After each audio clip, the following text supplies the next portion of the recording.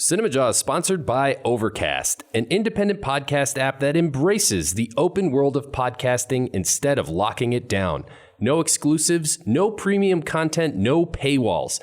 Just a great podcast app for everyone. Get it for free in the App Store. And we thank them for their support.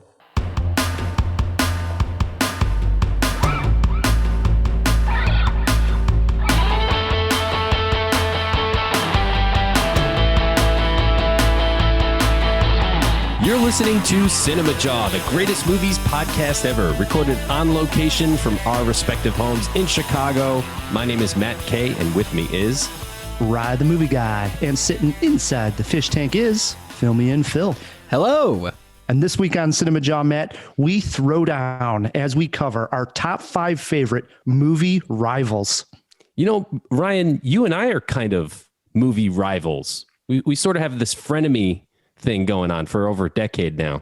Yes, we have come to agreements more and more lately, but boy, you go back to those early years of Cinemajaw and we definitely butted heads on almost every top 5 list that we did. I think that's part of the fun of the show, but we actually had to rein it in once because we sort of lost a fan. He got so I won't name names, but he liked one of us way more than the other and thought that the other guy was a real jackass for, being mean.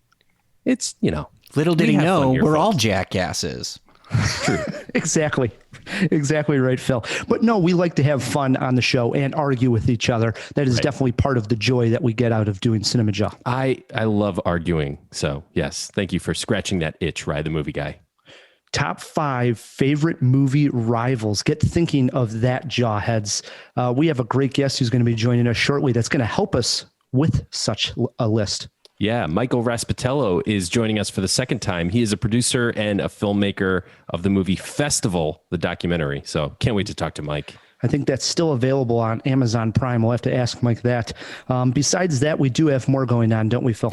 Yes, we have some Hollywood headlines, which are going to be after the break. And then we also, since it's April, have a new monthly theme, which we'll disclose just a little bit later. And guys, it's that time. We finally have our review of Godzilla versus King Kong, hence the movie rivalry theme. I think it's a pretty good topic for this movie. I mean, obviously Kong, Godzilla, big rivals. Would have they made your list if this was, not the movie we were reviewing and tying it in with? They certainly would have been big contenders for this list because their rivalry does span decades. No pun intended with the big. Yeah, maybe it was intended. Well, in honor of Godzilla versus King Kong, Matt, you will take Michael on in versus movie trivia. Okay, I'm in. Sounds good. So we got a fun little cinema jaw here, Matt K. It's a jam-packed jaw as always, Ryan. As Phil alluded to, it is April. It is time to turn the page from Eddie Murphy. He actually got 5 weeks. The way it broke down, we actually did 5 weeks of celebrating Eddie Murphy. So it was time. We turned that page and we looked ahead. Who's got a new movie coming out? And this actress pops up in a supporting role in a Netflix film coming out later on in April called Stowaway. She's one of my favorite actresses. Ladies and gentlemen, the month of April, we are celebrating Toni Collette. Oh, yeah. The great Toni Collette. This is a good pick, Rye. I'm excited because we always end up doing a retro review of these actors and actresses, and I can't wait to dig into her filmography and find something that I'm not that familiar with. Yeah, me too. So let's start with a Toni Collette fact. Yes, this one is actually very, very interesting. We're starting very strong. I feel like Eddie Murphy Month did not start with as captivating of a fact. So we know Toni Collette as the award-winning actress, obviously. We're celebrating her for it. But she is also a professional musician with an album under her belt. She's the lead singer of the band Toni Collette and the Finish, obviously named after herself, and her husband, David Galafasi, is part of the band. Their first album, Beautiful Awkward Pictures, came out in 2006. I had no idea. No idea either. So she's the vocalist. Is that what you said? Yes. Yeah, she could do maybe a duet with Eddie Murphy. That's how we tie the 2 months together, Ryan. Well, I don't think we'll be tying the Eddie Murphy, Tony Collette retro review because I don't think they've made a movie together. Someone make a mashup of Tony Collette's music and Eddie Murphy's music, and that's what we'll review. Challenge accepted. Good stuff. Well, I'm looking forward to learning more about Tony Collette and celebrating her this month. Me too. As you mentioned, Matt, Michael Raspetello has been on Cinemajaw one other time. He's making his return here. He made a film called Festival, a documentary. Michael, welcome back to Cinemajaw. Thanks for having me. This is a surreal ratio of accomplishments to trips on the show or spots on the show. I'll take it. You know, you're humble about this, but right before we hit record, you mentioned things are, let's say, going well on Amazon. And I think that's a real accomplishment, man. So, I mean, for the people that didn't listen way back in the 300s, I believe, when you were on, can you give us a quick rundown on the film Festival or documentary? So I'm just a guy who always wanted to make a movie and never took the steps in that direction, and ended up, in my 30s, having been part of founding a couple music festivals, and thought, okay, I've wanted to make a documentary since I was a little kid.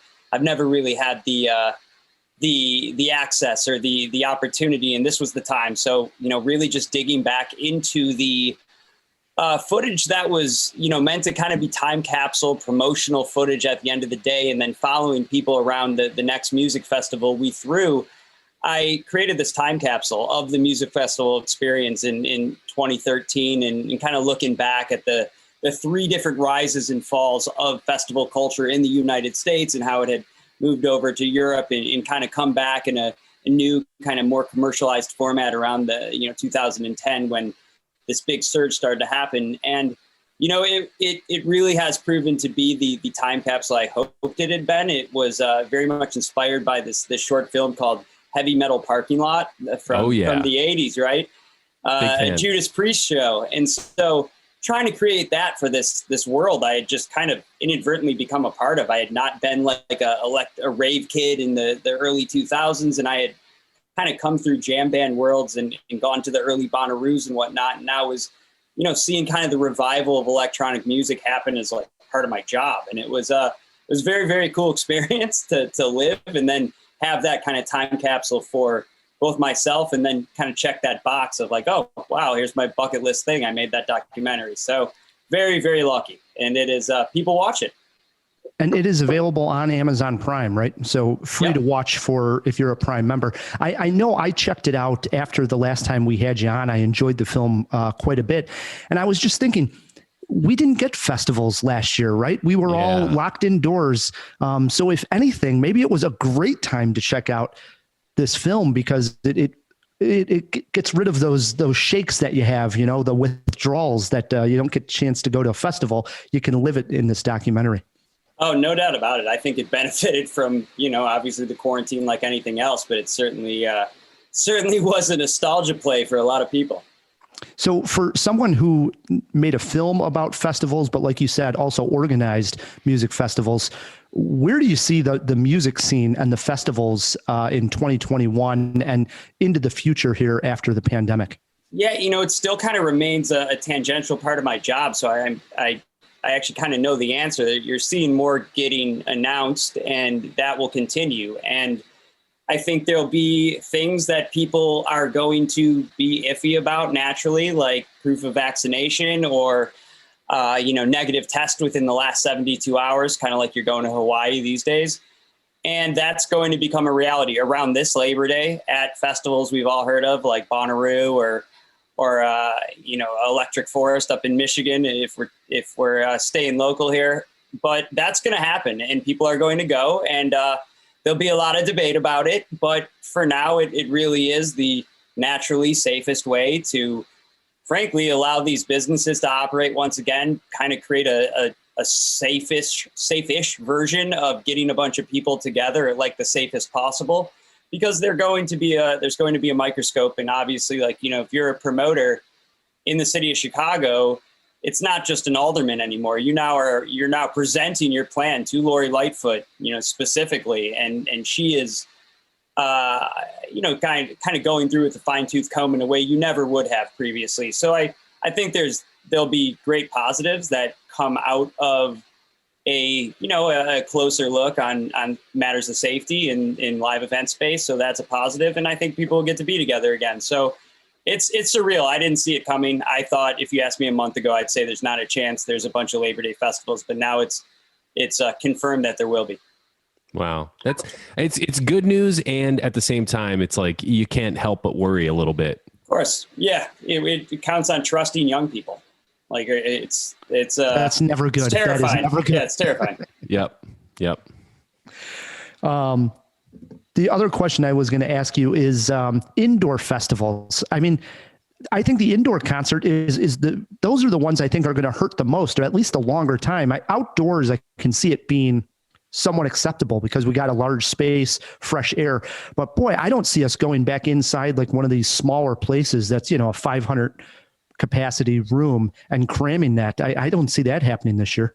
No, not this year, certainly. And it's just, I don't know. I'm old, so it will feel weird to me. I think those first times being shoulder to shoulder with a stranger at a concert is going to be uncomfortable, and that's just me speaking for me. But then you see the pictures of kids in Miami for spring break and like literally the old 40-year-olds fleeing the island. And then there's the 500 of those kids that will go into the VIX. So it's like, I honestly don't know, but I think it's more a matter of, I think if you live in a place where the local government is more willing to protect young people from themselves, or at least try to, you'll see less of that. But I would guarantee you there's like a 500 person concert happening somewhere in the country as we speak, indoors, for sure. Crazy. Yeah. It's a strange time we're living through. Yeah, it is. It's several different worlds, right? Yeah, absolutely. Again, the name of the documentary is Festival, a documentary. You can find it playing on Amazon Prime. Michael, we're celebrating Toni Collette, and I want to ask you a very difficult question.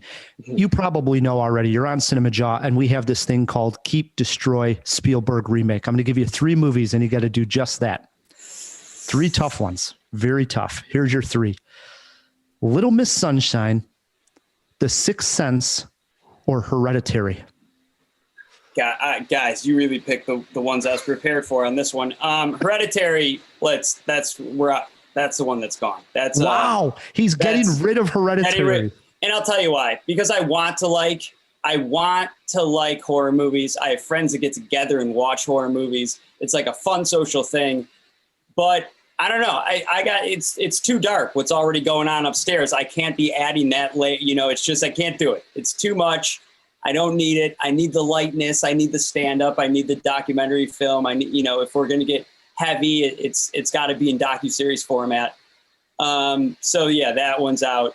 Spielberg, I think like Little Miss Sunshine is so great as is, but also is the exact kind of story that like Steven Spielberg could probably also make awesome. Where that one, I like that. And then, so that leaves, wait, I'm lost now. So, and then you keep one as is. All right. Yeah. So Sixth Sense is Sixth Sense. There you go. You can't argue with that. Matt, do you agree with Michael here? What honest to God, I fully agree. When you said the 3 movies, I immediately thought that. Not for the same reasons, though. I will keep Sixth Sense. It's very rare in a filmmaker's career that they have something that's an absolute masterpiece. M. Night would go on to make a bunch of crap movies. Let's just leave Sixth Sense alone for M. Night Shyamalan. For the love of God, he deserves at least that one movie. I got to get rid of Hereditary, not because I don't love horror and not because I don't think Ari Aster is one of the best filmmakers in horror. I actually think Midsommar is light years better than Hereditary. And as great as Toni Collette was in that movie, it's just a very good horror movie, not a great horror movie. And then, yeah, man, who wouldn't want to see Steven Spielberg try his hand at something as endearing and layered with emotion as Little Miss Sunshine? So that's where I went. Right. What about you? You guys actually convinced me. I mean, there's no way I'm doing anything with The Sixth Sense. Out of those 3, you got to leave The Sixth Sense out of those 3. You'd be crazy not to. So that really leaves you with Hereditary and Little Miss Sunshine. Which one would I want to see Steven Spielberg make a remake of? I don't think he would do a good job with Hereditary, to be honest. Probably not. So on that thought, I would probably do the same as you guys and have Spielberg remake Little Miss Sunshine and unfortunately get rid of Hereditary for the rest of the time. It's unanimous. Wow. I think that's the first time on Keep Destroy Spielberg remake. I agree. Wow. All right, Michael, for the jawheads that want to check out your film or see what you're working on next, where should we send them online to keep up with what's going on in Michael's life? Oh, well, that's a great question that I don't have a good answer to. I do, I pay for that IMDb Pro page, and it has a little link to the movie. So why not pitch that, I guess? I have that nice little page. I help some friends with a few animated shorts, too, so I can call myself a producer on that page, too. It looks incredibly prolific. So I would go with that. And then Festival you can find on a handful of services, including Amazon. And that's the thing. And in those other films, Jonah Ansel is a filmmaker, a close friend who, inspired me to kind of learn what producing a film was on his behalf on things he directed. So check out Cadaver and Moose, our two animated shorts that have done, well in festivals and are cool. They're very cool. And they're like, kind of they teach kids things as well, so nice. Something cool to check out. And we'll put all the links to Mike's stuff in the show notes as always. Perfect. Michael will be sitting in on this entire jaw. He has his top 5 favorite movie rivals picked out as well. That brings us to Godzilla versus King Kong, Ryan. Here we are in 2021 after a year of social distancing and absence from the movie theaters, and a monster movie is king of the box office. And not just any monster movie, but the long-awaited, I can't believe I'm saying that, face-off between two kings in a 4-film connected monster universe from Legendary Pictures and Warner Brothers. Here we are about to witness Godzilla versus King Kong. And without an ounce of sarcasm, it may well be one of the most anticipated movies of the year. But can these two titans support a 2-hour flick? Ryan and I piloted a giant kaiju mech into the fray to find out. These are dangerous times. Godzilla's out there and he's hurting people and we don't know why. There's something provoking him that we're not seeing here. I'm of the same opinion. The myths are real. There was a war. And they're the last ones standing. I keep reaching for greatness because I'm built from it. After the 3 previous installments in the aforementioned Monsterverse, 2014's Godzilla, 2017's Kong Skull Island, and 2019's Godzilla King of the Monsters, we finally get the moment we've been building towards. And GVK does not hesitate to jump straight into it. The movie opens with King Kong, who's now living in a simulated Skull Island under the watchful eye of Monarch scientists. More on Monarch in a little bit. Kong seems to have a special relationship with a little deaf girl who may be the last survivor of the Skull Island native tribe. After Godzilla attacks a cybernetics company for unknown reasons, the little girl and her mother figure, a scientist, is convinced by an old colleague to transport Kong to the Antarctic gateway to the Hollow Earth to hopefully find a power source that will give humans an edge in the fight against the great giant lizard. You know what? Who cares? Millie Bobby Brown is searching for a monster conspiracy podcaster who might hold the answers to why Godzilla is attacking. And really, guys, at this point, I got to say again, who cares? Giant monster fight. Of all the Monsterverse movies, Godzilla versus Kong easily takes itself the least seriously. That's not necessarily a bad thing. It seemingly leans into that Toho kaiju movie spirit more closely, and it resembles some of the more cheesy entries. And again, I'm not saying that's terrible. Of all the Hollow Earth stuff, the sci-fi tech and the secret villain are so over the top that suspension of disbelief becomes a full-fledged surrender. But nevertheless, it all worked and I had fun.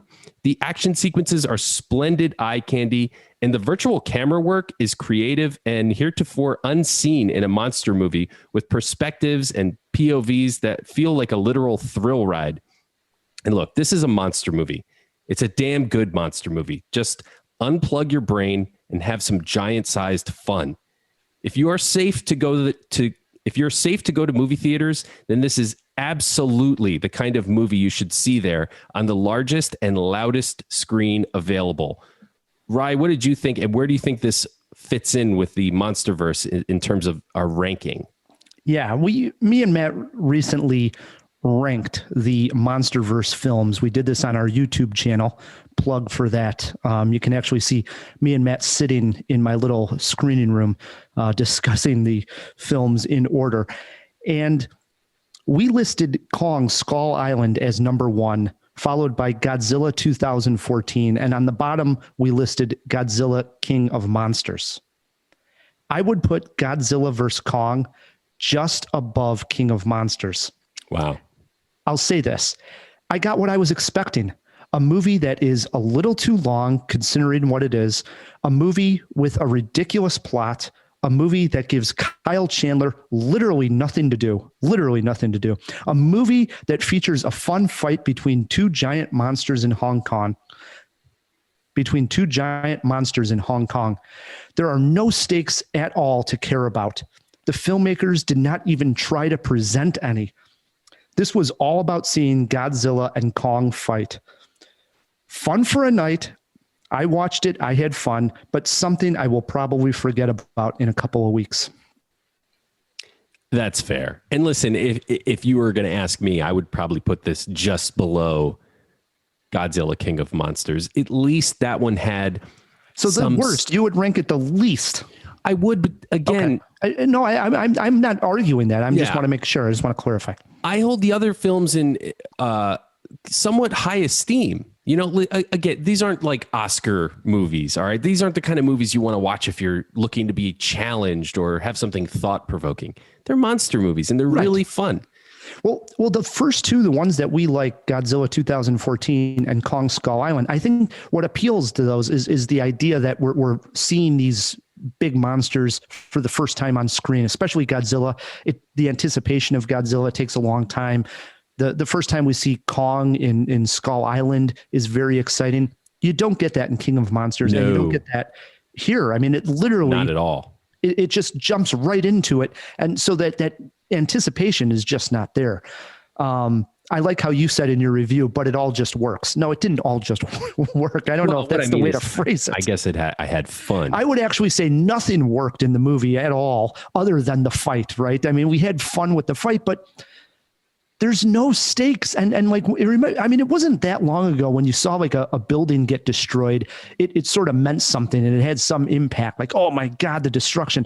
They literally destroy all of Hong Kong. I mean, it gets to the point where you're just numb to it all. It just doesn't matter because there's laser beams cutting buildings in half. They're stepping on stuff. And like, you just don't care. I wanted to care. I wanted something to care about. And there's nothing to care about. Yeah. Yeah. I mean, I agree with you. Here's something that's kind of telling. And if this is a minor spoiler alert, you've been warned, minor spoiler alert, but this is also a service I'm giving to the Jawheads. There's no post-credit scene. All the other Monsterverse movies have a post-credit scene that sort of tease out the next kaiju we're going to see and the next battles we're going to get. This one does not. So is it the culmination? I guess time will tell if this does well enough, which currently is number 1 at the box office. Yeah. And funny story on that. I'm going to save it for just a second because I wanted to make another point on the movie that here you got this giant lizard fighting this giant monkey.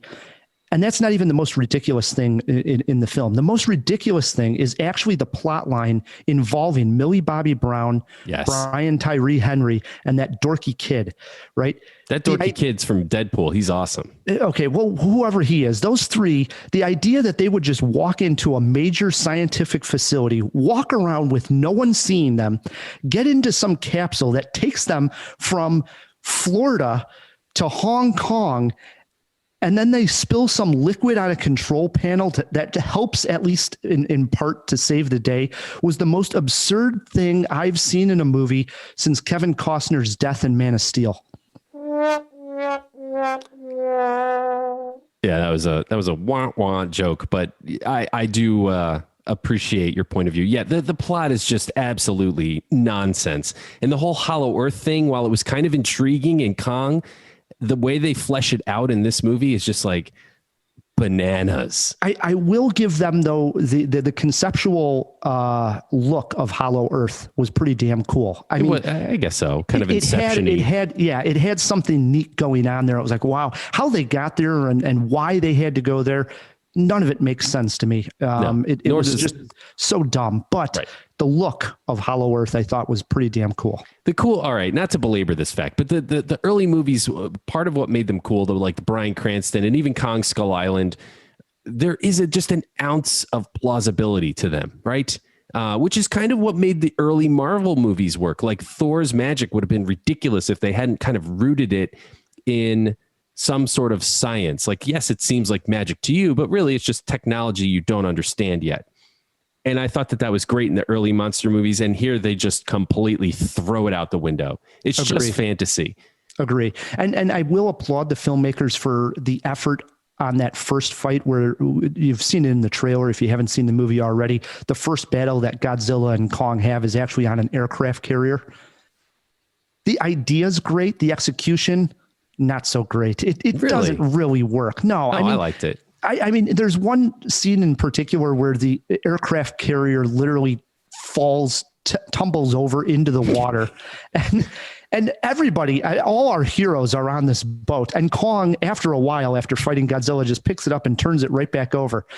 And they cut the next scene is a camera inside the boat, and it's like you got a little splash of water from, an open window in a running car. That the boat just flipped over. People would have blood all over their heads. It would be insane. They're literally like just, drying off their jacket. True. And there are many moments throughout like that. Yeah. I can, after this, I can take a nice long break from the Monsterverse. If this is the last one, good, but let's take a breather. That might be fair, but it was awesome. I really had fun. Watched it with the whole family, and the whole family enjoyed it. Jaw-dropping moment, Matt? Okay, so the jaw-dropping moment for me was something you kind of see in the trailer, but to see it fully fleshed out in the movie was pretty cool. And I will just say that it's Kong's weapon. I like it. My jaw-dropping moment actually is early on, and you alluded to it in your review. It's when Kong takes this tree branch and throws it into Skull Island Containment Center, which we find out that they've built a containment center, almost like the Truman Show. They built a Truman Show on top of Skull Island. Yeah. How did they construct this? Why? And why? I want to see a movie about that. Okay. If anything, let's do a subplot and a documentary on how they made the containment center on Skull Island. Can I quickly delve into how stupid that is? They're on Skull Island. They make a point of showing that this research facility is on Skull Island. So why make a dome with like a fake projection? Just put a fence around Kong that he can't jump over. I mean, I know. That was ridiculous. I will say, when he threw the branch and it went into the roof, I was like, what the hell is going on? Kong's in like a video game. I didn't know what was going to happen. I thought Mario was going to start running around. I didn't know what was going on. That was a good pick, Ryan. I like that. Yeah. All right. How about a movie poster quote? The biggest movie of 2021. There's the pun. What do you got? I went with big, silly, stupid movie with 5 minutes of fun. See it. I think there's more than 5 minutes, but all right, I'll give you 6.5. 6.5. How many jaws you giving this one, Rye? It's a solid, very solid 2 jaws.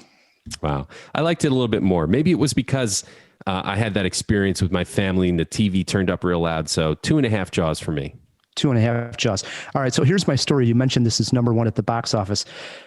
I got to write this one down. This is a shocker. I've said many times, I don't go to movies on opening weekend at prime time, Friday, Saturday nights. And we do on Cinemajaw get a lot of screeners. However, Godzilla vs. Kong is the first movie that I attempted to go to that was sold out, that I did not get to see after biking down to the theater in 15 plus years. I can't even remember the last movie that I went to and was sold out and was just turned away. But I did attempt to see this on the big screen and was floored. I went for a 5:30 showing, and the guy said it was sold out. Now we're doing 25% capacity here. So, right. That's like 15, 20 people. Yeah. So I was like, oh, I'll take the 5:30. He's like, the next one I have available is 9:45 at night. every single show was sold out. And I looked at it. There must have been like 9 movies in between that 5:30 and that 9, and all of them were sold out. Again, doing 25%, but good to see if you're a theater owner that people are going out and seeing this. No doubt. So you had to watch it in the screening room? Yeah. So then I biked home. So basically I just got 7 miles exercise biking down to the AMC 21, getting rejected, getting back on the bike, and just went home and went into the screening room and watched it on HBO Max. So I do encourage folks, if it's safe and you're able to go where you are, check this one out in the theater if you can. Michael, will you eventually check out Godzilla vs. Kong? I probably wouldn't have, but the absolute framing of it in that Banana Land context now makes me interested. Now I'm ready to kind of watch for the laughs and not go into it with that Bryan Cranston expectation, because that was going to be my question. A, is he in this? Is Kyle Chandler playing the same dude that he was playing? I don't remember the plot line. And was there ever a Bryan Cranston, Millie Bobby Brown crossover movie? Was there one where they honest question, like, did they coexist in any of them? No. Okay. No, but one of your questions I will answer is Kyle Chandler playing the same character? He is. Okay. And as I mentioned, he has nothing to do in this movie. Yeah. He needs to be there at the end, for the big moment of like, oh, everybody's safe kind of moment. So they have to have him and actually transport him somehow, and for some reason to Hong Kong. But I got such a laugh out of actually watching him on screen because he's not doing anything. He has no plot line. He walks through a couple of frames. Yeah, he literally has no plot line. Zero. They just didn't even come up with an idea to have him in the movie. It sounds wonderfully transactional for those producers to say, hey, you know what? We'll put that handsome face and name on the film and pretend there's multiple actors. That's it. You Good nailed stuff. it. Guess that's it. All right. Well, it turns out that we wanted to get a great guest to do, movie rivals. This is a big list. And it just so happens that Michael, you actually tell us this story. You were mentioning it a little bit before we hit record. You actually wrote an article about the 50 greatest movie rivals. Yeah, I actually had a little t-shirt company like 15, 20 years ago that had a little comedy blog. That the t-shirt company was called Rival Fish. And so we'd have, blog content to try to sell t-shirts on the internet in 2004, thinking we were big time innovators. And one of our article concepts that we then, put in a book proposal that never went anywhere was 50 greatest movie rivalries. And it was myself and I think my brother and one of my close friends. So the good ideas I'll probably be stealing are one of theirs, but I'll take credit and you'll cut this out. And I've got 50 options here, and I don't know what to choose. So I'm gonna kind of free association or stream of consciousness, just dive into ones when it's my turn. All right. Well, you're getting us started this week at number 5. What do you got sitting there? Well, I thought as a movie podcast, you guys would be bigger Easter egg guys. But my first one is Chet from The Great Outdoors versus the old 96er right behind me. Oh, that's a great one. That's sorry. Yeah, hey, I had to live up to this invite, and that was important to me to sneak that back there. That's a big one. It is. I'm not smart enough to talk about what makes his acting great in that scene, but it is something that must come out of his improv days in Toronto or wherever Second City was. And this is John Candy. Candy, excuse me. So Jawheads are aware, yes. Just in case they don't. It's a lot of minutes long scene of John Candy eating a steak. And it is a scene that is like cinematic history. He thinks he's done. He has to eat the gristle to actually get the free meal or get his name on the wall or whatever the exact thing was. I forget, but it is that what they call he's really chewing the scenery? Is that a little too on the nose or? But it is that, right? You're the movie guys. It kind of is that. I say well done. Yeah, well done. There you go. Oh, touche, Matt. There you go. All right, swinging it around to mine, dude. Okay, so I had a few parameters. First of all, I didn't want to pick any teams, so no sports rivalries or even superhero teams versus another team or so no teams. Thank the Lord. Yeah. Thank the Lord. I do have in a place. I do have one duo. Ooh, a duo. Not the same as a team. And I also wanted to pick rivalries that spanned over more than just one movie. these are my personal parameters. I'm not saying you guys had to subscribe to this, but at number 5, and we're just getting started here, I like the rivalry between Kevin McAllister and the Wet Bandits. It started out innocently enough. They're just looking for a house to knock over, thinking nobody was home. Little did they know that Kevin McAllister was home and he had a bunch of death traps. And then lo and behold, he gets lost in New York. And who should he bump into? But once again, Harry and Marv, the Wet Bandits. And again, some death traps come into it. It was just great. These are fun, like power fantasy movies for kids. Surprisingly violent. I don't know how well they hold up for little kids in today's world, but I loved them as a kid and still do to this day. I will say I watched Home Alone, the original, this past holiday season for the first time in maybe 20 years. Yeah. And? Loved it. I absolutely loved it. I couldn't believe how much I laughed. And it's just such a nice Christmas holiday movie. Really warmed the spirits. Sure. It has no fat. No fat in that movie. Like every scene is a memorable scene. Kids still love it. It absolutely holds up. My 6-year-old saw it, and of course, like everyone says, you're dealing with booby traps for like the next 6 months of your life if you're a parent and you show your kid that movie. But it absolutely holds up, and it really has no fat. Right. What we've got here is Home Alone, no fat. The old 96er, a lot of fat. At least 25 ounces. Swings it over to my number 5. No, Matt, maybe I should have some criteria about how I came up with my top 5. Maybe you should, Ryan. I decided that mine should just be all awesome movies. That's all I went with. Okay. You guys didn't have to do the same, but that's what I did. Okay. At my number 5, I can't believe this particular film is already 10 years old. That really blows my mind.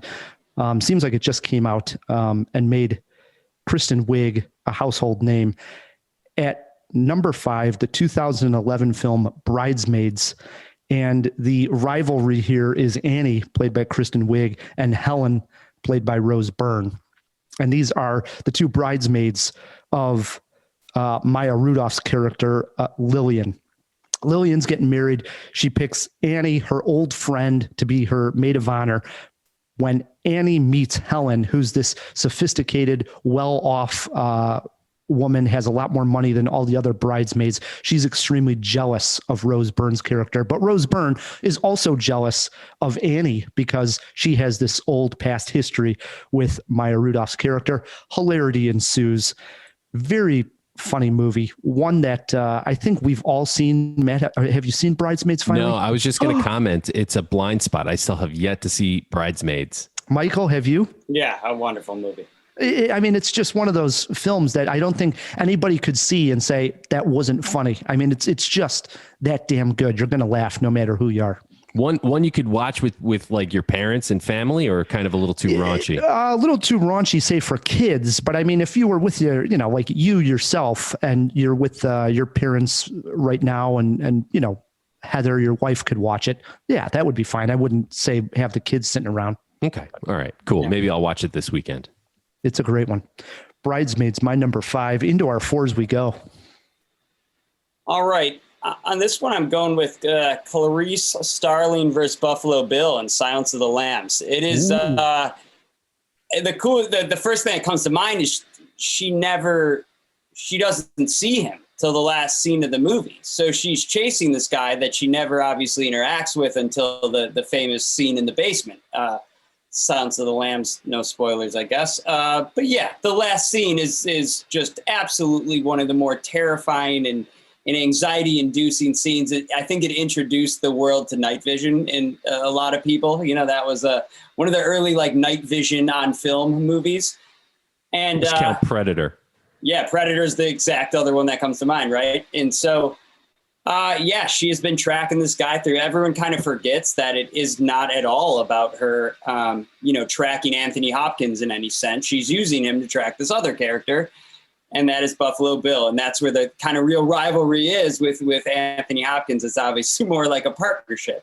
And so, that would be Buffalo Bill, who dies at her hand at the end of the movie before Hopkins, then tracks her in future and past movies over and over and over. And There's I've no lost beating track. Clarice. There's no beating Clarice. Yeah. Again. She's one of a kind. No doubt. All right. Over to me at number 4. I am going with Ellen Ripley versus the Queen Alien. And I mentioned that the rivalry has to go over more than one movie. So if you hold my toes to the fire, I would just say Ripley versus the Aliens. But I think specifically in Aliens, the second installment, what you have here is mom versus mom, because Ripley has sort of adopted Newt and takes on this matriarchal role, right? And then she goes after the Queen Alien, and there's a scene where she's holding the flamethrower next to the eggs, and the Queen Alien retreats for a moment, and you get this final showdown with the powerlifter suit and the Queen Alien, like hand-to-hand combat, and man, it's just movie magic. One of the greatest science fiction movie action sequences ever committed to film, period. Just bar none. I think it holds up to this day, and the acting from Sigourney Weaver is no small part in that. She was amazing, and the special effects were just crazy with the creature, the alien creature. Just great movie. Great rivalry. That is a good rivalry, Matt. Yeah, I love Ripley too. Such a great character. I mean, the later entries, not so good, maybe some of them, but if Ripley is in it, it's still watchable, right? Agree. I think Alien 3 is actually underrated. Everybody sort of poo-poos it. It's not as good as Alien and Aliens, but Alien 3 is still worth a spin. I'm with you on that. Yep. My number 4 pick, I dial it way back to 1961. Oh my goodness. A 1961 pick here on Cinemajaw. Matt, you may not know this about me. When I was younger, I used to love to play pool. Oh man, I didn't know that. I challenge you, bro. Really? Yeah, absolutely. I put $20 on it. Oh, maybe we can film it for Patreon. You want to make it 50? I'm only going to take $50 from you. After that, I'd start to feel bad. So let's keep it at 50. But I'll take 50 from you. Best of 3 for $50. I'll do that easily. I'll match it on Patreon. No joke. Let's do it. See, we got a witness. All right. Wow. I mean, this is going to be easy money, Matt. Easy money. All right. We'll mainly because I've watched this movie and I'm so good for watching this movie. I got so good at pool. But of course, I'm speaking of 1961, The Hustler. Paul Newman as Eddie Felson against his rival, Minnesota Fats, played by the great Jackie Gleason. Have you seen this one, Matt? Yes, I have. I love Jackie Gleason in this as Minnesota Fats. I love Paul Newman also, right? But opens up with Paul Newman playing Minnesota Fats, and he actually goes up on him, and he just doesn't know when to say when.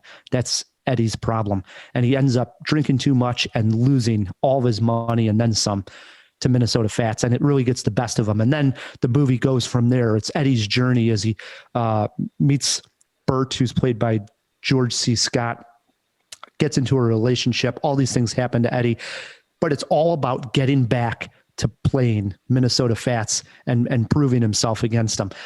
Great rivalry between the two. If you love pool, and a lot of people may not know this, but The Color of Money is right. I was just going to say, is the sequel to it, directed by Martin Scorsese with Tom Cruise. And that came out, much later. But if you have not seen it, Jawheads, The Hustler, 1961, just an amazing film, and it really will get you to love pool. This may be a fish tank question here, but am I mistaken? Minnesota Fats is a real person. Yeah, it is. Yeah, absolutely. So how much was that a true story? The Hustler? Throw that in the fish tank. How much, if anything, is based on the true story? That I don't know. Interesting. But that was my number 4, The Hustler. Into our 3s. What do you got sitting there, Michael? I'm going to go with Pee Wee Herman versus Francis. And I don't know who played, I don't know the name of that actor. Throw that in the fish Adventure. tank. Yeah, exactly. Paul Rubin, obviously. Pee Wee's Big Adventure, 1985. I think that kind of taught me what, I was 4 years old. So that kind of taught me what a bully was, jealousy, a lot of life lessons for what, my parents obviously put in front of me as a kid's movie. And there's that iconic scene in the bathtub, which, Francis has a bathtub that's, the size of a small pool or like a Caligula pool or something in this like grand bathroom. It's like a kid's bathroom when you look back at the film, obviously, but they have this fight in the bathtub in their swim trunks when he's playing with model like battleships and such. And at the same time, you're wrapped up in the action, but you're also jealous of this kid's bathtub. And you're like, oh my, what the hell? And you kind of have this empathy for this like lonely kid, but you're also like, how dare you be such a jerk? Look at that bathtub. And then he is the one who steals the bike, right? Like the original suspicion is confirmed. Correct. He is the one who steals Pee-wee's bike. So yeah, it really isn't a red herring or whatever they call it. He really is the villain the whole time. And so sad, how'd he get there? But it seemed so larger than life that, just that scene, and that it was such a scary bully too. That scene is maybe a precursor to the battle we were discussing earlier between Godzilla and King Kong. I think there's some similarities there for sure. I love the way that a through line. Yeah. And the way Pee-wee gets out of that scene with the trick gum, he's like, I'm sorry, you guys are right. Here, have some gum. And that's... I forgot about that. It's such a great movie. All right, over to pick me. At number 3. Follow it up strong here, Matt. All right. At number 3, I have one of the greatest rivalries in not just movies, but literature. It spans... Wow, we'd have to throw it in the fish tank when the first appearance of these characters was, but it's going back before film was a thing. Sherlock Holmes versus Moriarty. They've been, so many different film adaptations of the novels. I suppose the one that would probably spring to mind easiest for jawheads would be the Robert Downey Jr. Holmes movies. And Jesus, I'm fish tanking again here. Who plays Moriarty in the new movies? Do you know, Rye? I don't off the top of my head. I was not a fan of those films. Oh, they're okay. So, I mean, Guy Ritchie did at least correct. a couple. So they're pretty decent. They're a bit more of an action take on Bond. But the thing with Moriarty is you got to, I said Bond, I meant Holmes. The thing with Moriarty is in order to go up against Sherlock Holmes on an intellectual level and be a successful villain, you have to be an absolute mastermind. He's like, one of the smartest people. He's like Ozymandias of his universe, right? And Moriarty is so scary because he can match intellects with Sherlock Holmes. So I think it's a great villain, great rivalry. One of the few people that Holmes couldn't just completely understand and take down very easily. Nice. I don't know the actor in the Guy Ritchie films. All I know is it's Jude Law as, right? Watson. Jude Law is Watson. Yeah. Right. We'll find out. Good pick, Matt. My number 3, I don't know if you're a big fan of MMA fighting, Matt. Yeah, but moderate. at the time in 2011, I had never watched an MMA fight in my life, but this film turned me on to the sport. I'm going with Warrior. Came out in 2011, and the rivalry here is Tommy, played by Tom Hardy, against his brother Brendan, played by Joel Edgerton. And Tom Hardy's character, is an ex-Marine. He's got this like tragic past. He returns home. Their father is played by Nick Nolte, and he's going to train him to win this MMA fight, this big tournament. Meanwhile, Joel Edgerton's Brendan is like a high school teacher who's on hard times and decides he's also going to join the MMA fight. It sounds almost like a ridiculous plot. Like, how could this movie actually work and be good and emotional at the end? Well, of course, the two brothers go all the way through this tournament and end up fighting each other at the end. And damn it, if I didn't have tears in my eyes. It's a great sports movie, Warrior. Have you guys seen it? Michael, have you seen it? No, I have not. Matt? No, I've never seen it, but I'm kind of surprised. Like, if you're going to pick a sports rivalry and put it in the slot, you didn't go like Rocky and Apollo. It's too easy. It's too easy. And the jawheads, they know everybody's seen Rocky. It's too easy. Warrior, maybe somebody out there hasn't heard it and they're going to be like, all right, I've gone past that title many a times. So if they're going past that title, check it out. It's an excellent, excellent movie. I'm telling you. Reminded me of Channing Tatum and Mark Ruffalo, another great sibling rivalry. in sports. There you go. Yeah, good pick, Ryan. Yeah, Warrior, my number 3. All right, into our 2s. Michael, what do you got sitting there? So I acknowledge that this is going to be a big time Homer pick, and you'll see where I'm going.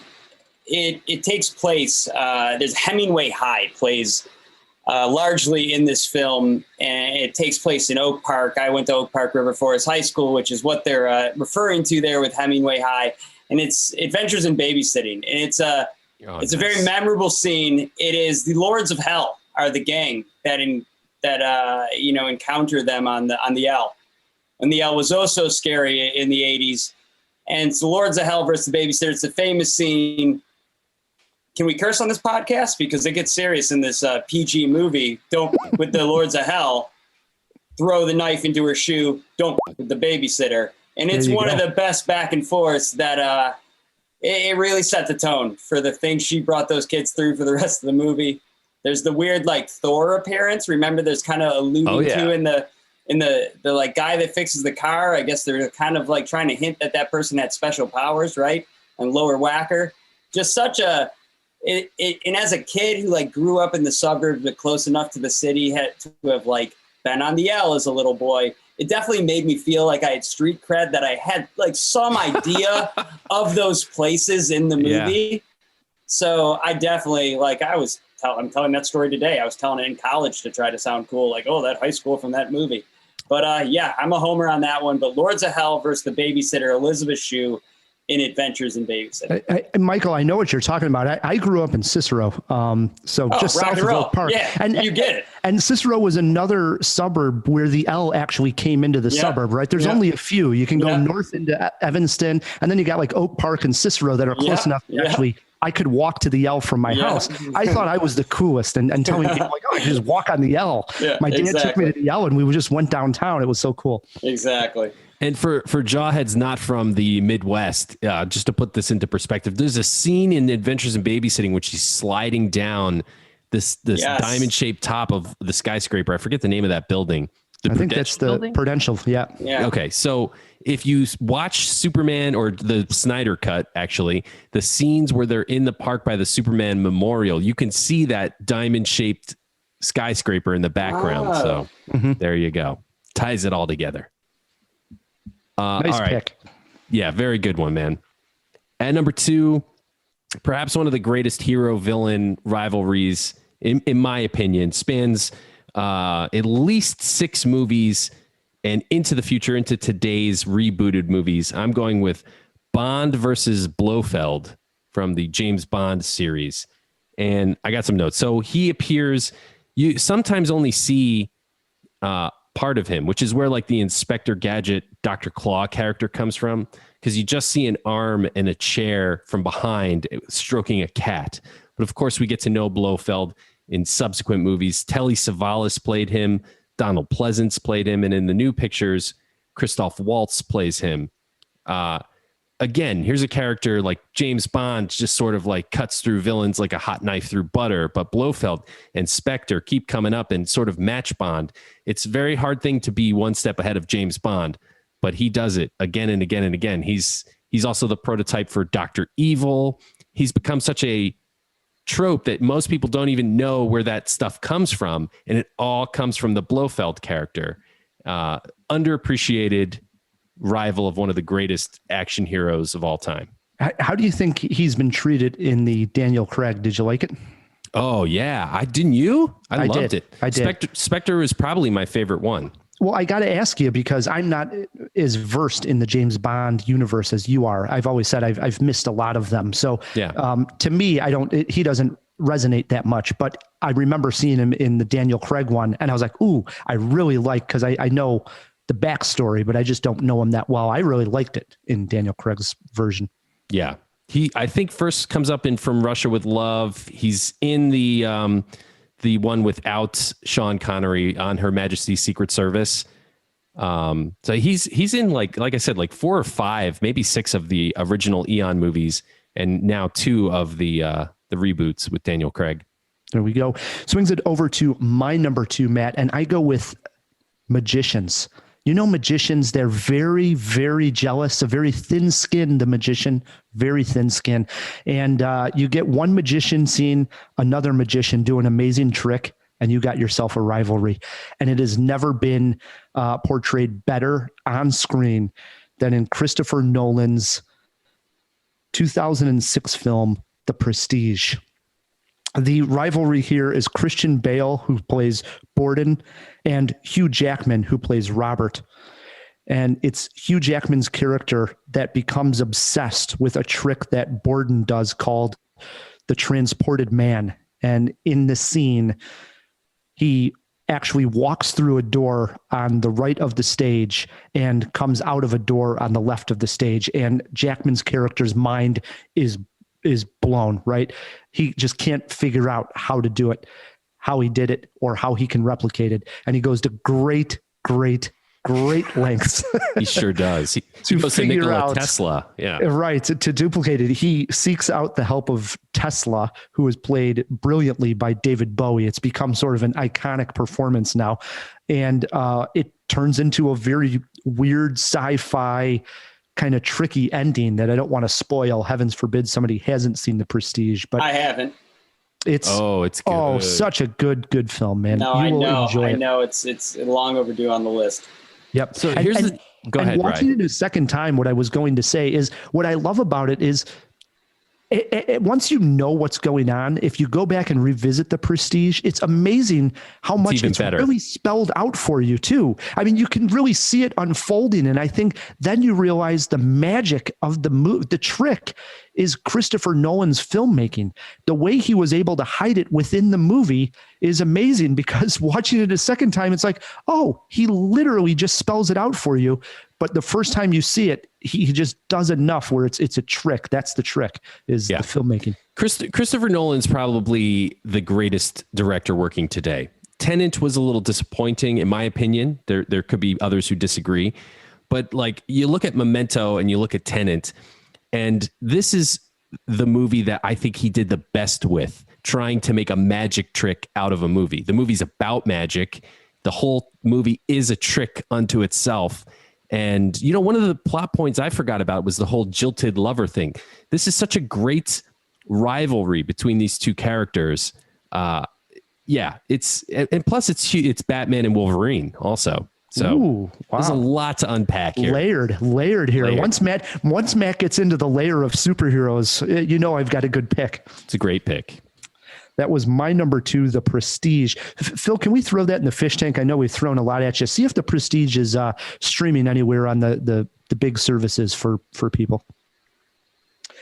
All right, it's Cinemajaw. It's our number 1 movie, Rivalries. What do you got, Michael? Fresh on the mind from another movie podcast. I listen to more than one, guys, sorry. But Inigo Montoya versus the Six-Fingered Man in The Princess Bride. It is almost more memorable than it is a significant part of the film. I almost, the one-liner, hello, my name is Inigo Montoya by Manny Patinkin, is so memorable, and you find yourself repeating it. Definitely any kid who saw it in those days was repeating it forever, not really even understanding how it played into the plot, but it does culminate in an incredible sword fight that I just learned on this podcast. They did extensive training for, and is still ranked among some of the best sword fights on celluloid, if you will. And it's supposed to mimic this other super famous one that, of course, Fishbowl, got to look up what they tried to almost like Dark Star Orchestra it, where they tried to learn it note for note. Just such an incredible rivalry with incredible fight and an incredible mantra or whatever you call it, tagline for the rivalry. That's another one. Even the end where he's like, promise me money. I'll give you anything you want. Promise me fame. And he cuts his other cheek. Oh, so good. One of Matt's favorites. Look at Matt glowing there. You made him all happy. Yeah. Well done, Michael. It's one of the greatest movies ever made, period. Yeah. All right. Mine's going to seem pedestrian by that measure. It really is. But I want you to hear me out on this. I know Ryan's going to give me a lot of crap. When doesn't your number 1 seem pedestrian, Matt? You're going to give me a lot of crap about this because it seems very obvious. Batman versus Joker. Of course it is. Now, okay. just back up 1 second and consider the fact that both Batman and the Joker have been portrayed by so many different actors and also by so many different directors that there's just so many different characters. I mean, the Joker alone is like 6 different people, right? And I don't just mean the actors. I mean, like the personalities put forth on the screen. It's like almost a different character. Batman, a little less so, but it's still like you got the more campier Tim Burton version of Batman and the Schumacher, I guess he didn't fight Joker in that one, but and then Nolan's take on Batman's a lot darker and grittier. But yet what's always the same is these characters are 2 sides of the same coin. The rivalry between them is, you think about great superhero rivalries, none even compare to Superman or to I was going to say Superman Lex Luthor, but doesn't even compare to Batman versus the Joker.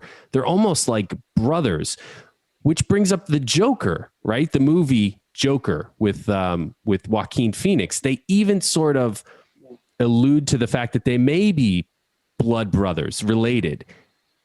And that makes sense. Like it all makes sense. Their relationship, their rivalry, it's gone through a lot of different iterations, and every single one of them are just completely inextricable. You can't have one character without the other.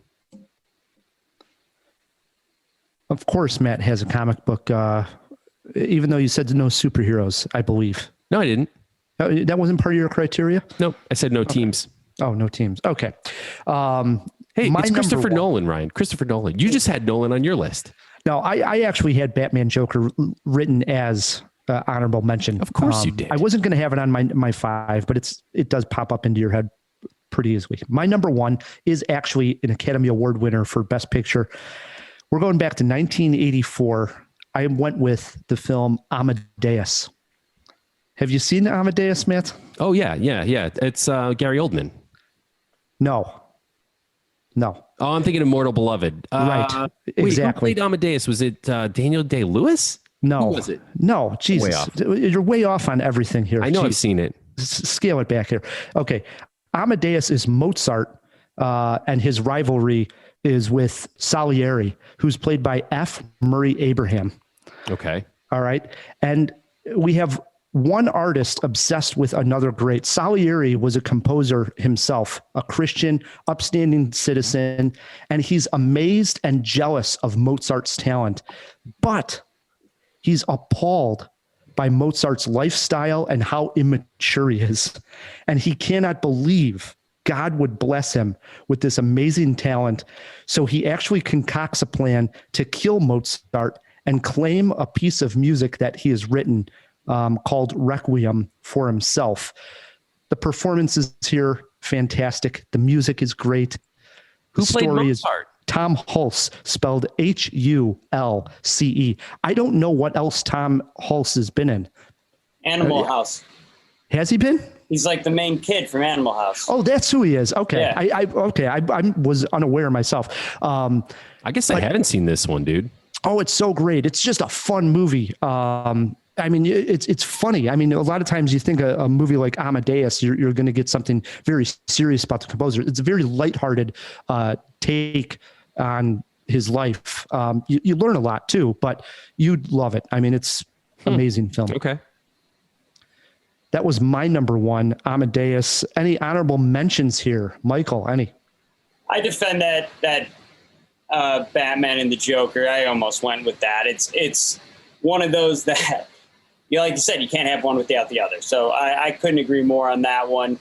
I'd say other honorable mention is, Kurtz versus the horror in Apocalypse Now. That is a little existential, but I think that really does come to life to the point where people had actual heart attacks and almost died on the set. Like the horror actually embodied the production of that movie. There's the famous documentary, which I'm forgetting what it's called. Into the Heart of Darkness or something. Yeah, exactly I've seen that. It's great. Yeah. Oh my goodness. So yeah, what a be careful what you wish for, setting for a film. Absolutely. Couple honorables for me, Matt, is Buzz Lightyear and Woody. Good one. Yeah. right? Karate Kid and Johnny Lawrence. Yeah, for sure. Captain Kirk and Khan, Star Well Trek done. 2. Glad you mentioned that one. And Rocky and Apollo in Rocky 1, Rocky 2. And they do friendly fight at the end of Rocky 3 as well. All right. I'm going to go rapid fire because I got a bunch here. Dennis the Menace versus Mr. Wilson. Okay. Walter Matthau. If you're talking the movie, boo. Okay. Laurie Strode versus Michael Myers. I bring it up far too much, so I didn't. Neo versus Agent Smith. Harry Potter versus Voldemort. Actually, that's a pretty good one. Yeah, that's a pretty good one. Robin Hood versus the Sheriff of Nottingham. It's another Batman Joker one, I think. Loki versus Thor. Didn't want to get too superhero-y. Bill versus the Bride in Kill Bill, or the Bride versus Bill. Teenage Mutant Ninja Turtles versus Shredder. Of course. Luke versus Darth Vader. And Superman versus Luthor. You know, I kind of alluded to it earlier, but there it is. Jawheads, if we missed your favorite movie rivalry and you have Twitter pulled up, please shoot us a tweet at Cinemajaw, or you can always email us feedback@cinemajaw.com. What we're going to do is take a break. When we come back, we got to unload that fish tank. We threw a ton of stuff in there. We got Hollywood headlines. Plus, Matt is taking Michael on in versus movie trivia. Stick with us. Toni Collette is one of those actresses I am always so happy to see pop up on screen. Many times she plays a supporting role, so I'm unaware that she is in the film going in. Such was the case when I watched the lovely film About a Boy. In this clip, she confronts Will, played by Hugh Grant, at a fancy restaurant, wanting to know why is he hanging out with her 12-year-old son. Do you know what you want? Oh, yes, I do. I have Okay, this now what the steak. hell are these little after-school tea parties about? Hi. Sorry? What did you say? Well, I was just wondering why a single, childless man would want to hang out with a 12-year-old boy every day. Wait a minute, you didn't tell your mum that you've been coming round? I think I forgot. Tell me what? What are you doing with my son? Wait a minute, what exactly are you suggesting here? Well, I'm not suggesting anything. Well, I think you are. I think you were suggesting that I've been interfering with your son. I'm simply asking you why you entertain 12-year-olds in your flat. My God. Oh, my God. What do you have to say for yourself? Well? Don't well me about it, for Christ's sake. He comes round uninvited every night of the week, and do you know why? Because he's having the shit bullied out of him at school. And you haven't got a clue. You're sending him out there like a lamb to the slaughter. He's been taken to pieces every day of the week, you daft fucking hippie. I think you're being a bit melodramatic. Marcus is doing fine. It was strange. Will had it right, and Mum didn't. It was supposed to be the other way around. Maybe you haven't had very much contact with kids before. Well, I used to be a bloody kid. I used to go to a bloody school, and I know the difference between kids who can't settle down and kids who are just plain miserable. Look at him, for Christ's sake. Don't accuse me of being melodramatic. This coming from a woman who tried to... Jawheads, I want you to do me a favor. Pull your phone out of your pocket and go to your YouTube app. Search for the Cinemajaw channel and hit subscribe. Really, please do it right now. This will do two things. One, it helps us reach more people. We want to spread the good word about film, and you clicking subscribe really helps us do that. And two, it costs you nothing. That's right. Subscribing to Cinemajaw on YouTube is fun and it's free. Think of it as a donation that doesn't even cost you anything. Even if you just listen to the podcast and never really watch the videos, you subscribing on YouTube helps us make the podcast better too. But please check out a few videos while you're there. We think they're pretty good. So right now, while you're listening, before you forget, take your phone out. It shouldn't even interrupt the show. And go to YouTube, search Cinemajaw, and hit subscribe. And thank you so much.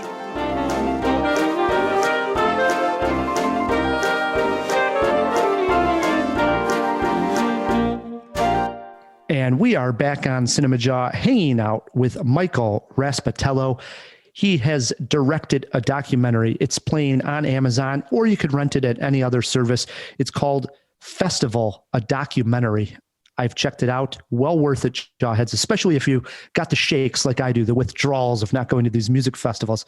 Question for you, Michael. I'm putting you on the spot. We didn't rehearse this during the break. True story, Jawheads. If you could make one documentary about a band, a behind the scenes about a band, what band would you make that documentary on? Wow.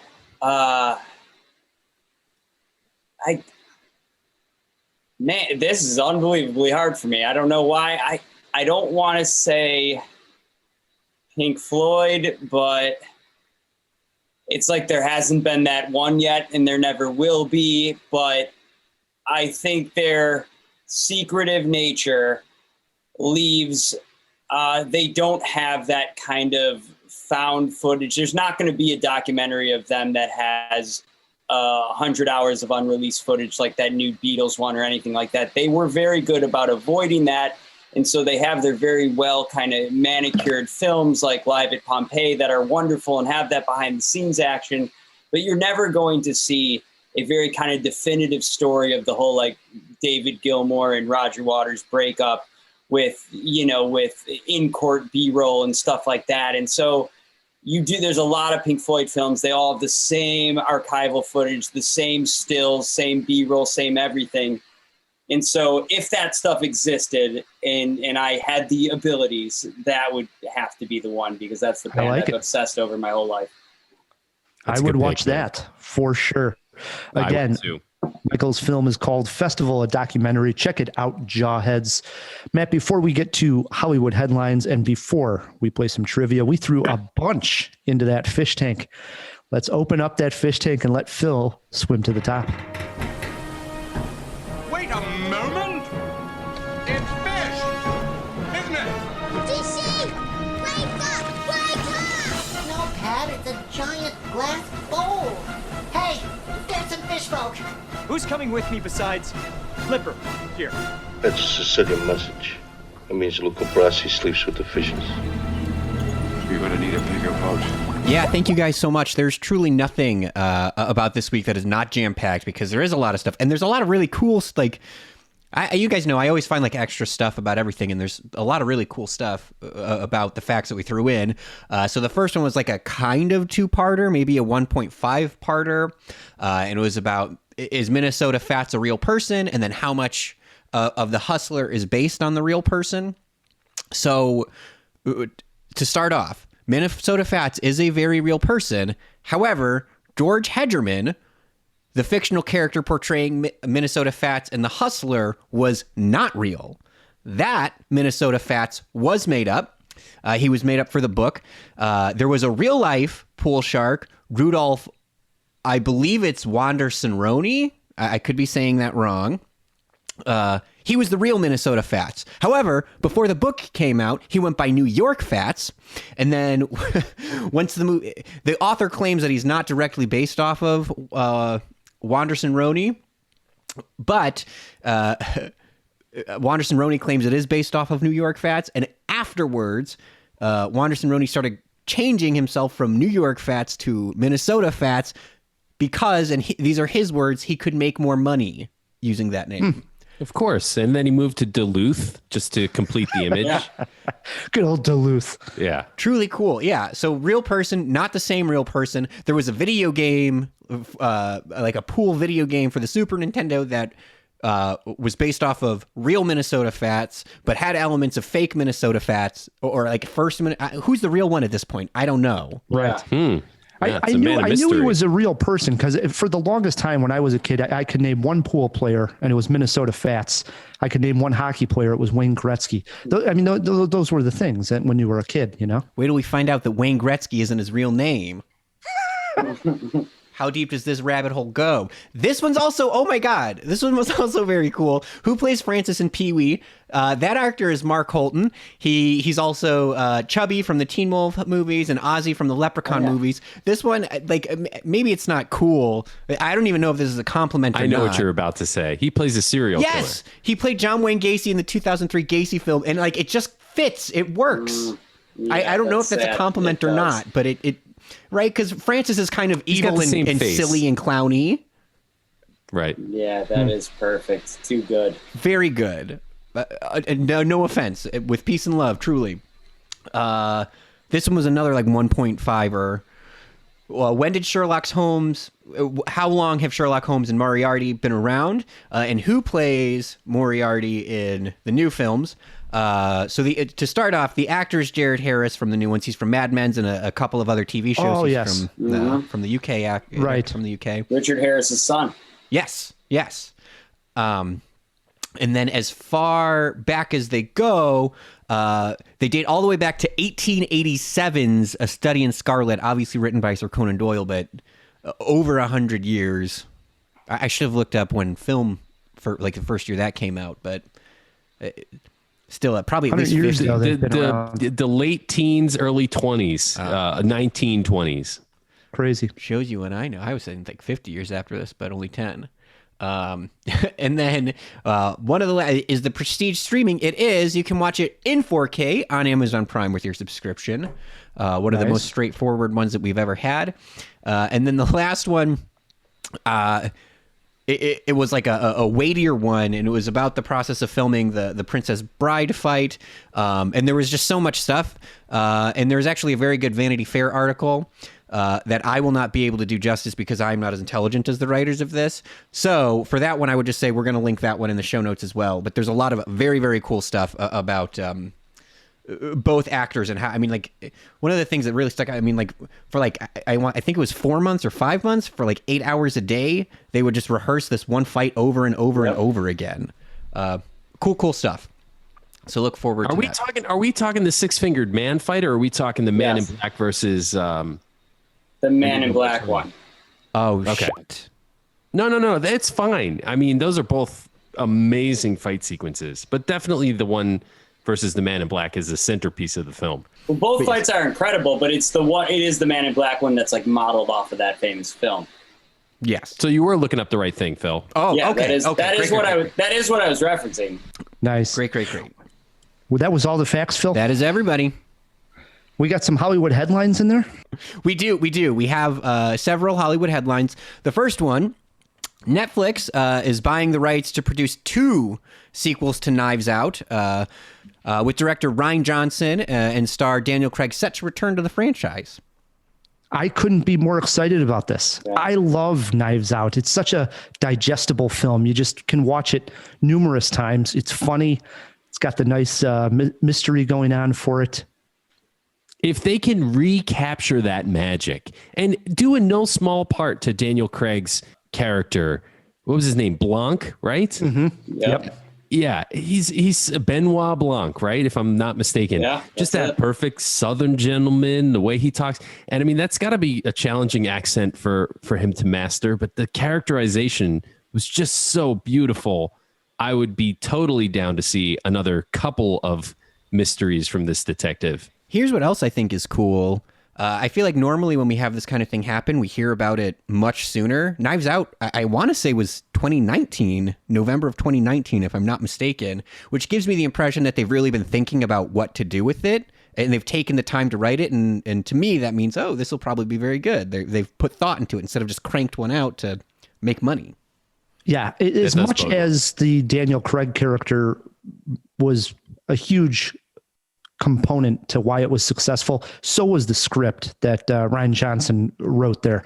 I mean, not only the mystery, but the characters, the humor, everything about that film clicked on paper, and then it translated really well onto screen. So you got to have that same magic on these next ones as well. I know. And I worry if that's going to be even possible, because you're right. The cast was such a huge part of it. They're going to need to get another ensemble. Mm-hmm. It's one of those movies that felt like it had the exact right amount of twists and turns. Like one fewer, we wouldn't be talking about it. One too many would have ruined it. It's certainly that magic that you reference is going to be exactly tough. Like they could have one too many false endings in the second version, and we're all complaining about it. Yep. So for our next one, this one's also very cool. Lakeith Stanfield, who has been on Cinemajaw, by the way. Lakeith Stanfield is set to voice history's first African samurai in Yasuke, Netflix upcoming anime series. This is a real story, by the way, too. This is pretty adapted cool. From a real story. I'm a huge Lakeith Stanfield fan, not just because I had the chance to interview him. I mean, his career is just booming. So if he's lending his voice to a character like this, I'm in. This is the first I'm hearing about this project. What's the name of it again? Yasuke, Yasuke. Looks like Yasuki. Okay. And animated? Yes. Right. Hence the voice work. Okay, cool. Yeah. I'm down. Super cool. I have some gripes with the art direction, but other than that, I mean, it's still a very cool, regardless, a very cool story. Sounds interesting. Then our last one, hopefully this one's gonna, I feel like, win some people some like bar trivia, anything, Trivial Pursuit game with your family that you're too competitive on. This week, Avatar passed Avengers Endgame once again as the top grossing pick at global box offices. This happened just a few weeks ago when the film was re-released in China, where it made another 10 million and is now back on top. So I am so happy to hear that, Phil. That just warmed my heart, because we should not live in a world where Avengers Endgame was the number one at the box office. That just didn't sit well with anybody. Oh, maybe what does anybody, right? Avatar was nominated for Best Picture of the Year that year. It was a global phenom. It wasn't just a bunch of fanboys going over and over again to see Thor in his tights like Matt was. Thor doesn't even wear tights anymore like that. Well, I don't know what the hell's going on. He swings some hammer or something. Dude, Avatar sucks. Okay, it is one of the most lazily written movies of all time. Unobtainium. I will never forgive them for Unobtainium. I also don't think it holds up anymore for what it was. Doesn't. Now it really looks kind of ugly. It really does. I tried to get my kids to enjoy it just so I could find something I would like too, because I had such a great in theater experience back in the day, and it was brutal. Even on a newish, nice-ish TV, it just really. It seems like a video game, but not a quite new one. Well, I'm glad it's number one at the box office. and how desperate do you need to be to say, oh, the Avengers passed us, we better re-release it in China just so we can hold on to our record? I mean, I actually don't think that's what actually happened, to be honest, Matt. I think what it was is the theaters were reopening in China. They were looking for movies to release, and hey, let's do Avatar again. It wasn't like they needed that's to be what number Cameron one. wants you and to they think, know right? that there's more of these coming out, so it makes sense. To be honest, I'm surprised they haven't really done this in the States, because how many people really remember Avatar? Like there's more Avatars coming out. Oh, like Michael, 6 or something, I think, right? Something crazy. Maybe 4 more. I think he has his idea is a total of 5, but I think they're at least filming 2 at the same time. So Avatar 2 and 3 are getting ready to come out back to back years. Yeah, that at-home experience will not make me less likely to go see those. So I'll add to that. Will streaming ever be factored into these conversations, or to what degree is it already? And if do we have a sense of what movie has been watched most in history? This in is the aggregate? question. That must be a debate that happens, right? Somebody's keeping these records, whether they're public or not. I don't know, and if They they're are not. in, but yeah, I mean that's the thing. They can track watches and stuff. When Disney did Mulan, and before that Trolls too, right? That was the first major release during the pandemic that went straight to streaming. Yep. And everyone wants to know the numbers, and they have not publicly released them. Yeah, that may have changed on Trolls, but at least now we have Mulan, and then what was Raya and the Last Dragon, and a few other of these, Wonder Woman 1984, et cetera, and nobody knows. Nobody knows. Box office receipts we know, but for some reason, streaming receipts we do not. It does get kind of muddy too, though, right? Because it's a rental period, so you can watch your ticket. You can watch it multiple times. Yeah. So then right? And you have a lot of them will be especially the Disney ones are 4 up to 5 people. Right. How do you quantify? It gets messy. And then how many times have people watched a DVD? We'll never know those numbers. Exactly. All right. Was that everything, Phil? That's everybody. Jump back in that fish tank. You betcha.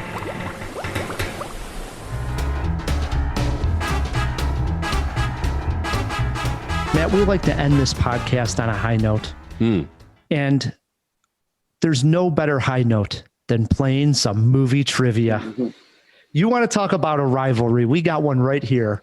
Michael versus Matt in versus movie trivia. This is in honor of Godzilla versus King Kong. Michael, you're our guest. You get to choose if you want to go first or let Matt go first. There are steals, and if you get hung up on any question, there are rescues. You get one rescue me, Ryan. I'll help you. Got it. So, well, the way you phrase it, it sounds like it's better to go second for the steal opportunity. No, or does it make no difference? They start off pretty easy. I'll go first. I don't want to. I'll get more nervous if I wait. Question one over to you, Michael. In versus movie trivia, in Arnold Schwarzenegger film mashed up with a Sigourney Weaver film, gave us this versus film in 2004. Name it. So you got an Arnold Schwarzenegger movie mashed up with a Sigourney Weaver Alien vs. movie. Predator. Sorry. There you go. I got it. I got it. All right. I'm in. Just needed a. All right. We're here. I'm here. That was phrased so confusingly, right? Sorry. Yeah. Hey, I try, Matt. I try. 1-0, Michael. Question 2 over to Matt K. Matt, name the 2010 film that had this plot description. Two scruffy pals go on backwoods vacation, takes a bloody turn when ignorant college students mistake them for a pair of murderous hillbillies. Tucker and Dale versus Evil. 1-1. Everybody's perfect here. Question 3 over to Michael. Michael, who played Scott Pilgrim in Scott Pilgrim versus the World? Oh, wait, is it Jesse Eisenberg or Michael Cera? God damn it. We'll give him that one. He comes on strong with Michael. Right, I'll Those take two are somewhat interchangeable. Yeah, right. 2-1, Michael. Question 4, back over to Matt K. What a rivalry we have going on here. Matt, name the 1996 movie that saw Ed Norton star with Woody Harrelson for the only time. The People versus Larry Flint. There we go. Wow. Well done, Matt K. 2-2. R.I.P. Question 5, back over to Michael. Reese Witherspoon, Seth Rogen, and Rainn Wilson lent their voices to one animated film together. Name the movie. Zootopia?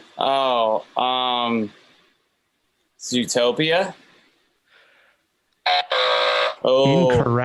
Incorrect. Matt, you got a chance for a steal and to take the lead. Name the actors again. Reese Witherspoon, Seth Rogen, and Rainn Wilson. Animated film. And it's versus, huh?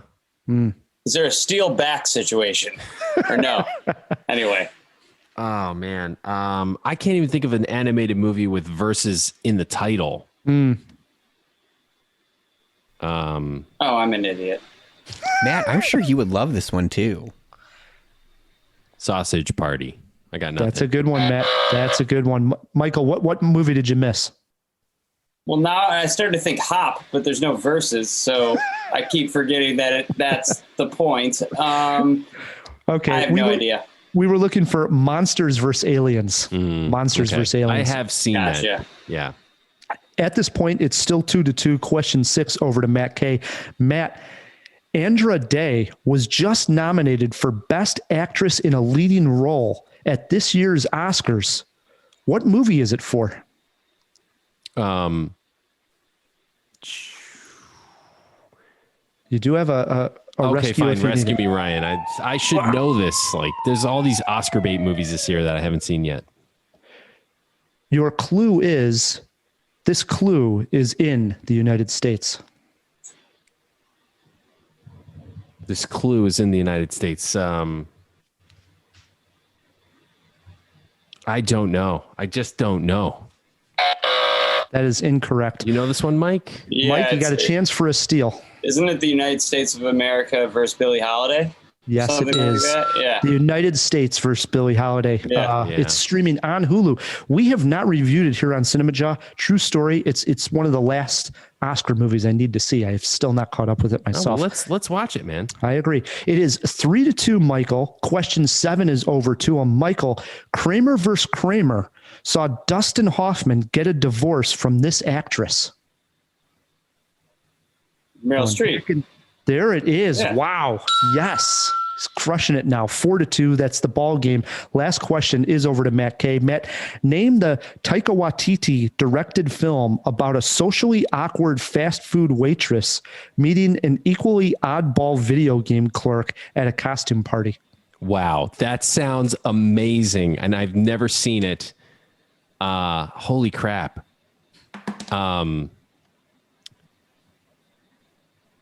Vampires versus werewolves. I don't know. Incorrect. Michael, you got a guess on this one? No. We were looking for eagle versus shark. I don't think eagle of it. versus shark. I've never heard of that. Yeah.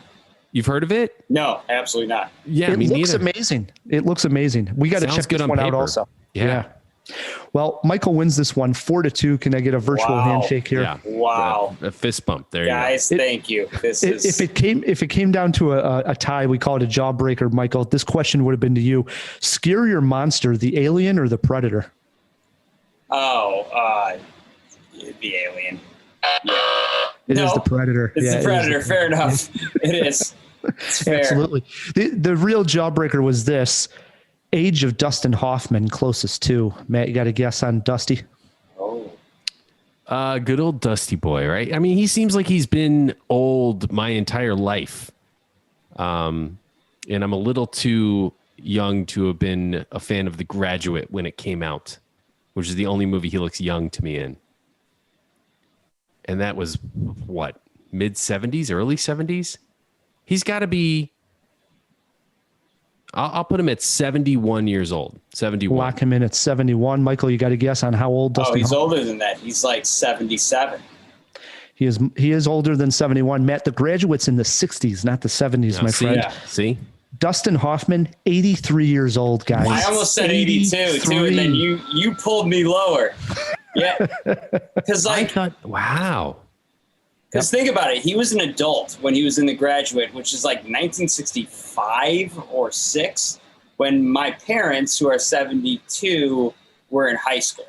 So I was just doing my parents plus a few. Michael just and pulled the like story some. behind that too is he was playing younger in The Graduate. Yeah, exactly, like he was an adult. Yeah. Exactly. He was supposed to just come out of college, but he was actually, I think, older playing younger in the movie. So Exactly. Yeah, that makes sense. He'd be 10 years older than my parents. That makes perfect sense. He'd be like 25 in The Graduate. I just got to shout out, like, every week, Matt does that same kind of logic, Mike, and you just outdid, like, Matt's own signature brand of, like the way that he processes these ages. Well, it's great. I was off by when The Graduate Guys, was by a There's a full reason decade. I'm constantly emailing you to be on the podcast, because I like thinking and talking about these exact type of things. So it's not like a coincidence that I'm thinking about. Do you guys play a game called Bomb? Are you guys familiar with Bomb as a movie podcast? No. Yeah. Oh, mama. One of the greatest car games, or like campfire games or whatever, is a movie game called Bomb, where you serve by saying an actor, actress, or a film. So I would start with, Raiders of the Lost Ark. Harrison Ford. Exactly. And you go on and on and on, and you can challenge. And if you challenge and I don't have an answer to my own prompt, then I get the letter instead. I get the B, like we're playing horse or pig or something like that. So if I were to say, Raiders of the Lost Ark, and you had said challenge and I couldn't name anyone from it, like if you don't know it and challenge me and I don't have an answer, then I would get the letter. The other kind of caveat is you can reject a serve. So I can't just say some very obscure movie or actor to kick it off, and then you have to like go forward with that. You can reject the serve. But all you have to do is name an actor or actress in the film. And exactly, back and forth. How does it work if you reject the serve? Yeah, I just have to come up with another one. So if I'm like Ray Dong Chong and you're like reject, I'm not going to play that game. And then I have to, Robert De Niro or something like that. Matt, we'll have to try this out on a future podcast. And Yeah, that should maybe be- the day we play pool, we'll also play Bomb. Yes. I say why wait. Let's try out Bomb next week, maybe. Yeah. Make it No, a it's, Patreon extra. Yeah, actually, why don't we do that? Mike, if you got extra time, why don't we hold you around and we'll play one game of Bomb and record it for the Patreon? Yeah, obviously. Yes. Okay, let's do that. I got a little time and it's a little early. Let's wrap up the podcast. This has been a total blast. Thanks for coming on, Michael. Great talking movies with you. Oh, thank you guys. This is so cool. And now I have to next time you guys have to hold me to making something cinematic to come back. Other than the Bomb game we're about to play, I'm so in on that. that may be the greatest addition to Cinemajaw in a very long time. Yeah, it's a great bonus for our Patreons. Matt, we also got to thank our sponsors. Yes, thanks to Overcast and the Chicago Podcast Co-op who help us get great sponsors like them. We also got to thank the guy in the fish tank, Fill Me in Phil. Yes, thank you so much. Always a blast. Greatest night of the week. I always say it. And one last thing, quick plug alert. I worked very long animating a music video that just dropped on YouTube. I'm really proud of it. It's a prog rock song called World War Tour by the Chicago band Outronaut. There's a lot of really trippy hand-drawn animation done by yours truly. It's a good song and like a good 3 minutes of your life. We'll have that link as well. Awesome. Absolutely. I've watched it. Jawheads, crack open a beer, watch this, get a little lost in Phil's animation. It's spectacular. I loved it. It's really good stuff. Hey, if you want to support Cinemajaw, the easiest way to do so is by leaving us a review wherever you're listening to this podcast. And while you're doing it, please click subscribe. One extra button from you helps us out a lot. Until next week, I'm Rye the Movie Guy. I'm Matt Kay. And keep on jawing about the movies.